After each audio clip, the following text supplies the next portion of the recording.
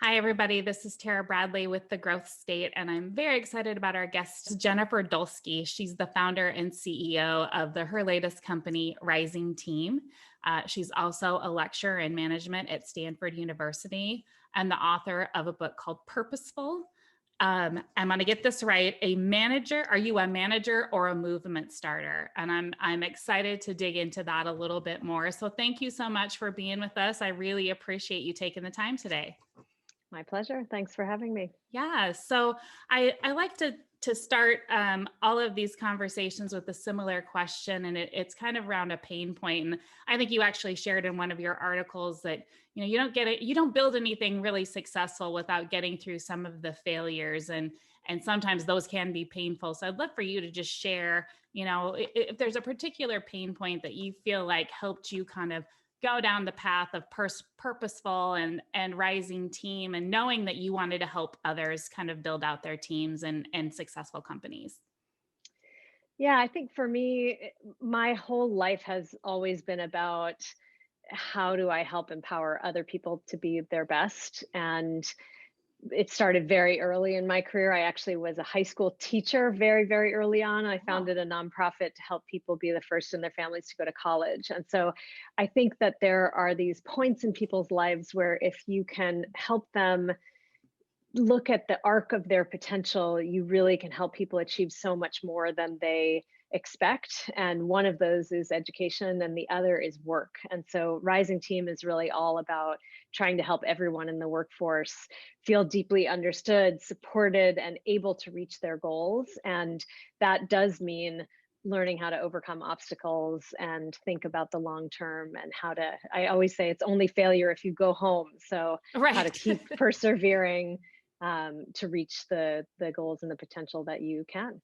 Yeah, and I love that you shared that, because I'm a big believer that if you as a company or a founder CEO have goals that you want to hit, the best way to do that is to help make sure your team is hitting their goals, right? You understand what they want personally out of the situation, and are able to kind of tie those together. So I love that you shared that.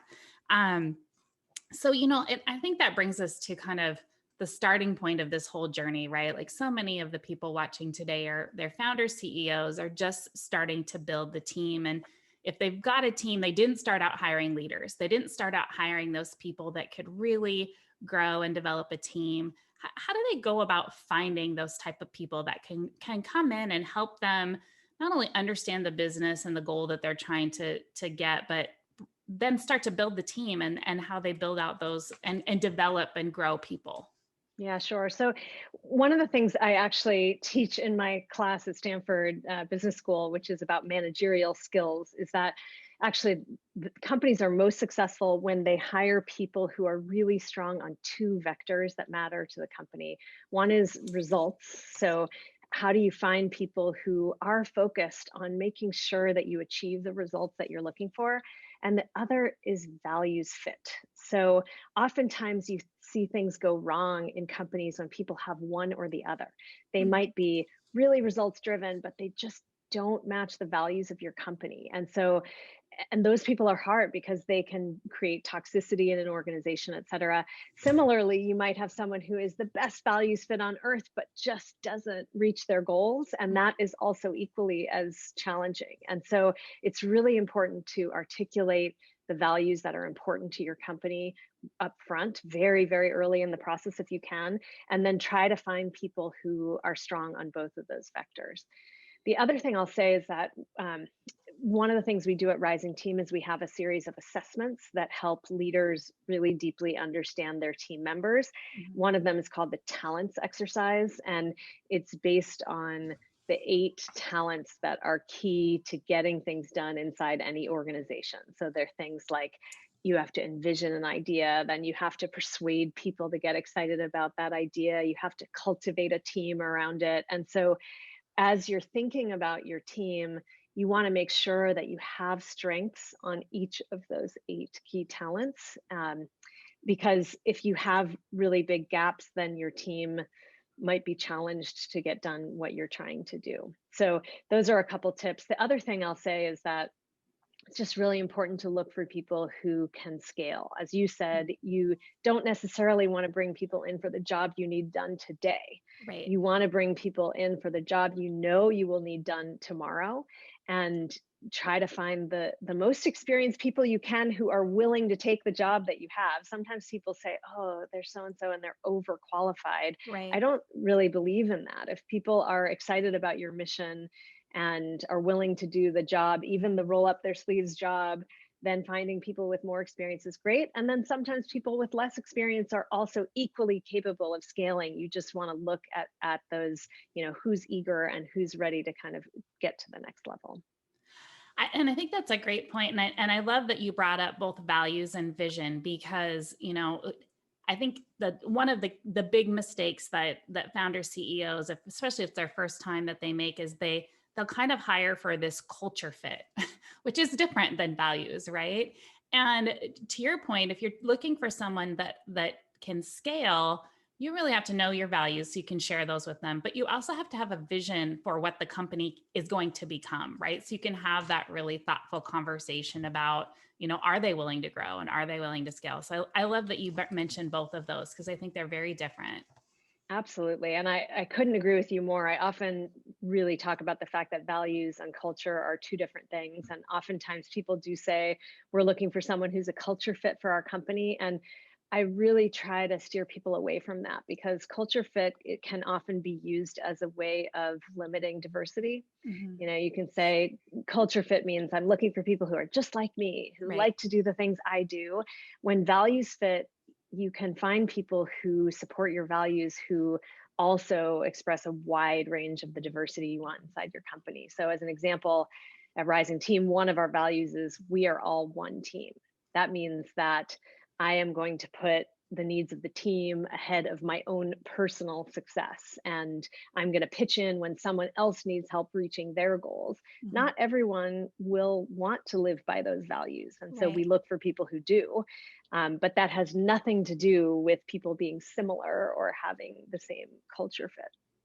And I would imagine that could sometimes be a hard um value to really embrace because while they believe it and when they hear it they're like, yeah, that sounds great, they probably haven't had the opportunity to really live that and experience that in the workplace before. Do you find that you kind of have to tell them and then you have to show them a few times that that's really valuable?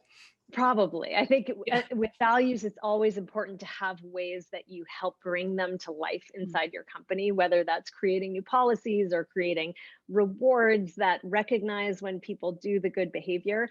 And the other thing is, you do want to help them understand the benefit they'll get by living by the values, right? Right. So in this example, if it's we're all one team, doesn't mean that you have to actually sacrifice your own personal growth for being part of the team. It just means that the way to achieve personal growth in this case is also by pitching in as part of the team. Yeah, very, very, very true. Um, One of the things that I wanted to talk to you about because part of Rising Team, you've talked about evolution and what that looks like, and I think founder CEOs, particularly in this state when they're starting to scale, they're really focused on how do we evolve and grow the company. And I think you kind of take an approach where it's like, well, let's go and evolve the team through understanding evolving the person, and then it'll evolve the company. How do you get people really understanding the correlation, right? Like you begin with the end in mind, but there's a lot of steps in there that take into account a lot more than the bottom line numbers and just knowing your numbers and where you want to end up. It's true. The data is actually pretty clear on this. So when you look at it, it shows that companies where employees are engaged and satisfied with their work just perform much better on pretty much every key business metric that you want to look at. They're more productive, they're more profitable, they have higher employee retention. And so proving the correlation between satisfied employees and successful companies is pretty easy.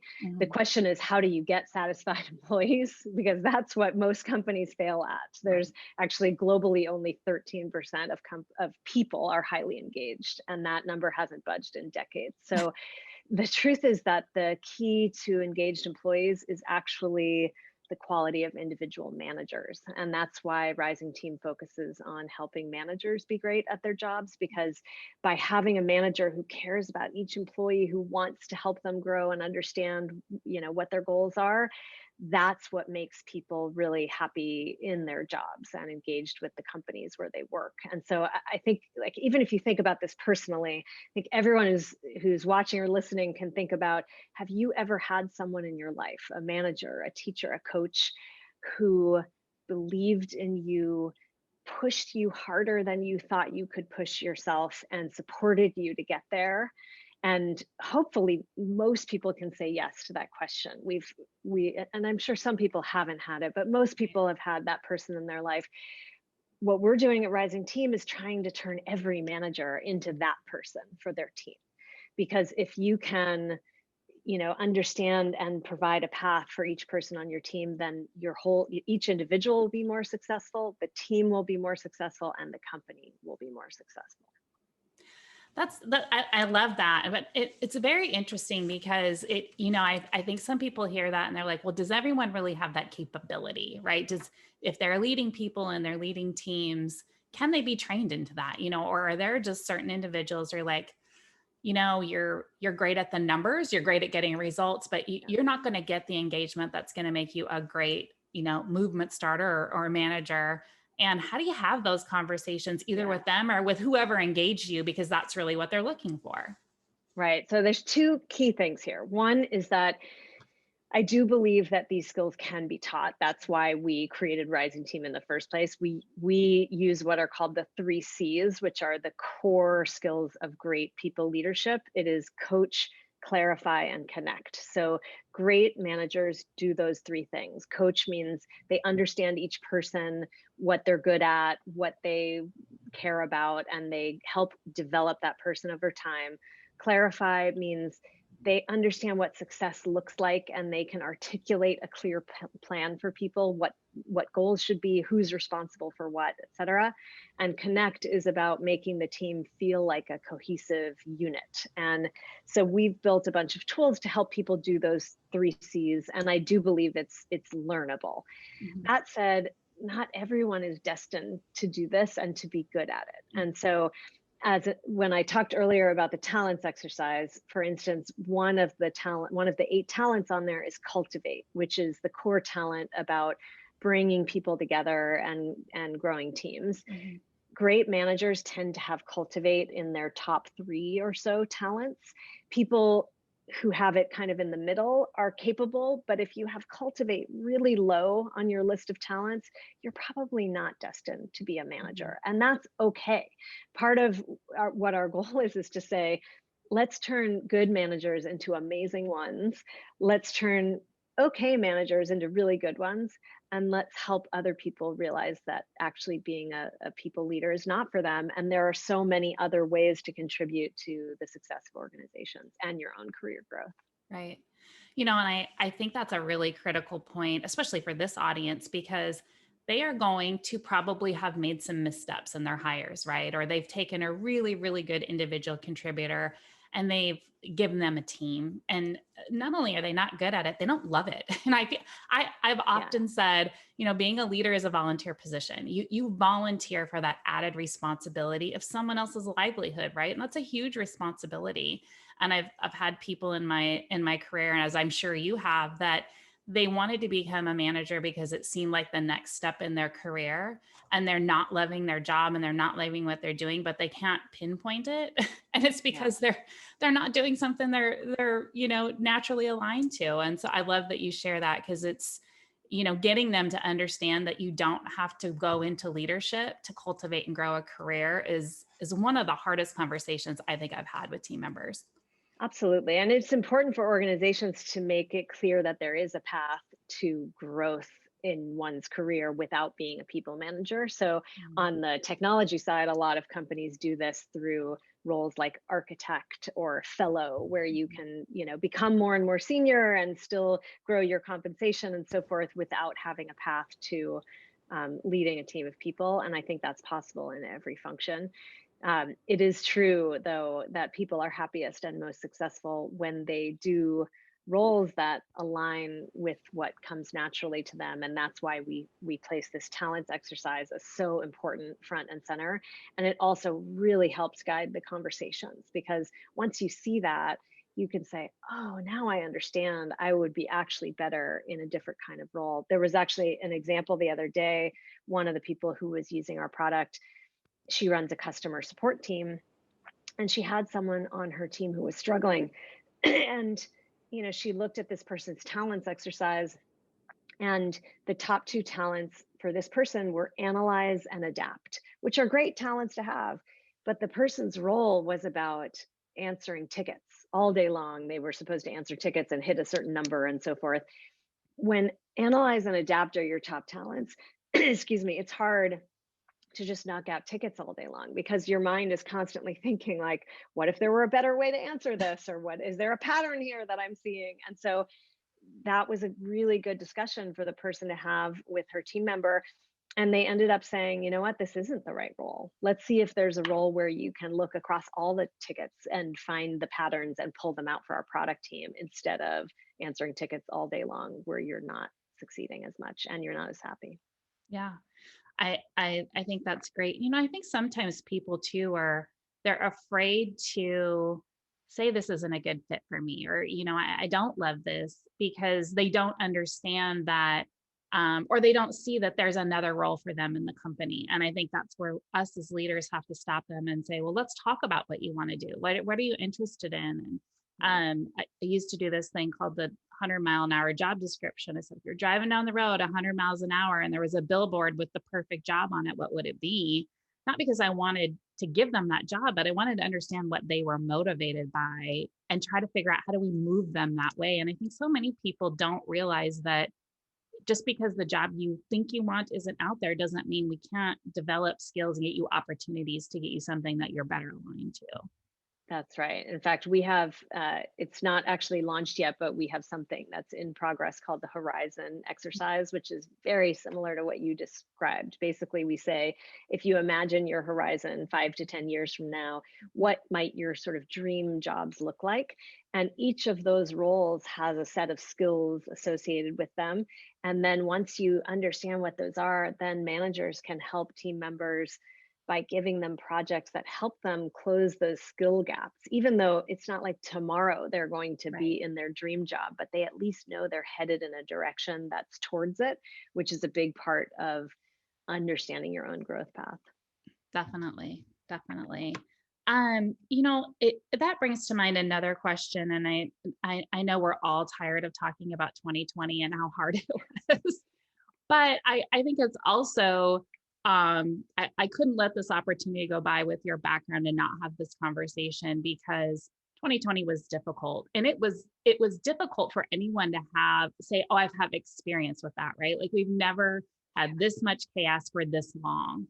And I think it's really important that we recognize that, and recognize that, we had to adjust, and we had to adjust how we've engaged with teams. What have you seen, and how are you adjusting your approach and coaching people to account for this?